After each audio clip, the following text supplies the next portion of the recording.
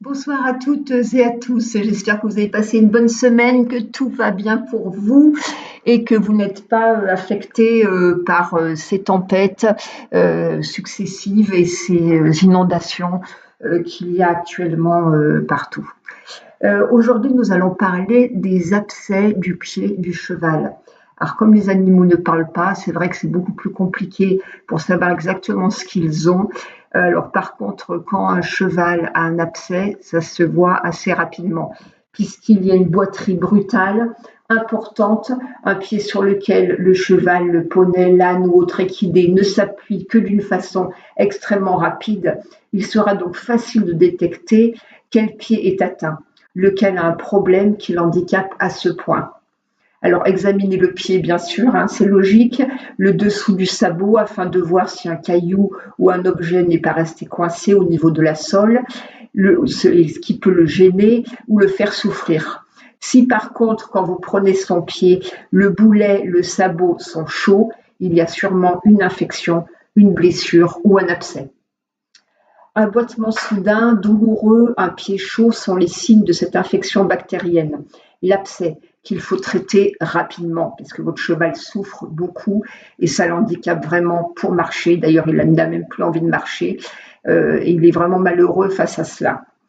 Alors, si votre animal est ferré, il est nécessaire de le déferrer, bien sûr, car l'abcès peut se situer aussi bien au niveau de la sole que de la couronne. Et à ce moment-là, le ferrage empêche de traiter ça. Si par contre le maréchal ferrant ne peut pas venir lui ôter les fers, ou un délai qui est imparti, il va falloir vous occuper de votre cheval quand même très rapidement et commencer à faire des soins.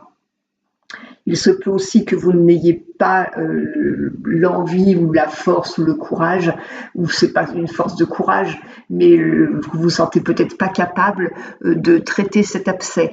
Donc dans le cas où vous appelez le maréchal ferrant, ok, et qui tarde, et dans le cas où c'est idem pour le vétérinaire qui tarde aussi, là, dites-vous que votre cheval a confiance en vous, que vous lui donnez suffisamment d'amour et de soins pour qu'il soit apaisé et de toute façon, il sait que vous allez lui faire du bien. Donc, prenez confiance et ça va bien se passer et commencez à faire les soins. Surtout, n'attendez pas parce que le cheval souffre. Donc, il se peut qu'il ne soit pas disponible, je l'ai dit. Donc, attachez votre cheval en sécurité, nettoyez son pied correctement. Avec le cure-pied, vous allez sentir que votre cheval réagira à tel endroit, il va bouger plus rapidement, il va être un peu plus nerveux. Donc c'est là certainement qu'il va y avoir l'abcès. Parfois l'abcès, on le voit, c'est-à-dire qu'il y a une pointe noire. On voit que c'est là, donc on peut effectivement gratter. Parfois il ne se voit pas, il est beaucoup plus à l'intérieur. Donc à ce moment-là, une fois que le pied est propre, mettez son pied à tremper dans une bassine d'eau tiède dans laquelle vous aurez mélangé 1 litre d'eau avec 10% de javel ou de bétadine ou de vinaigre de cidre. Vous faites ce bain durant 10 minutes, surtout restez à ses côtés, calmez-le, parlez-lui, caressez-le pour l'apaiser. Il a confiance en vous et il sait que vous êtes en train de le soigner, donc tout devrait bien se passer. Donc restez dans la douceur et dans le calme. Ensuite, une fois que le pied est séché, vous pourrez lui faire un cataplasme. D'ailleurs, il faut lui faire un cataplasme parce que c'est ce qui va mûrir l'abcès. Les biens de pied vont vont ramollir la sole et la couronne, donc vont ramollir les chairs. Et de d'autre part, en faisant des cataplasmes tièdes, vous allez attirer donc le mal vers l'extérieur.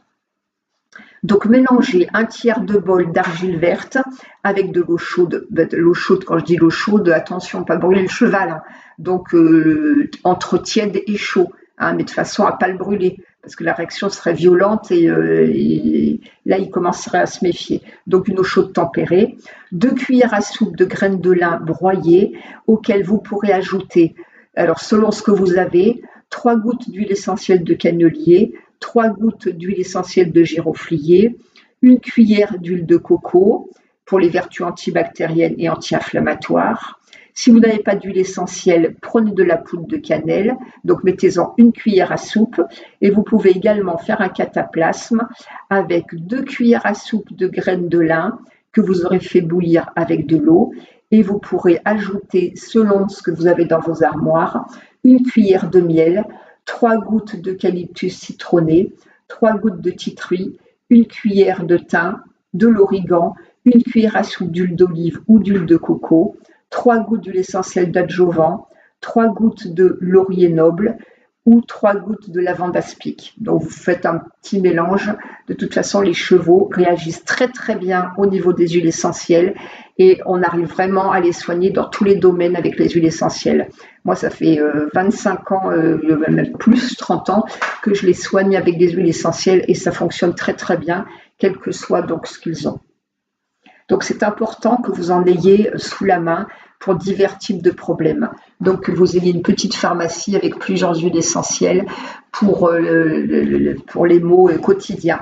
Si vous hésitez, n'hésitez pas à me poser des questions, à me demander celle qu'il vous faut ou quand vous voulez traiter d'un sujet, dites-le moi donc dans vos commentaires et je le traiterai la fois suivante.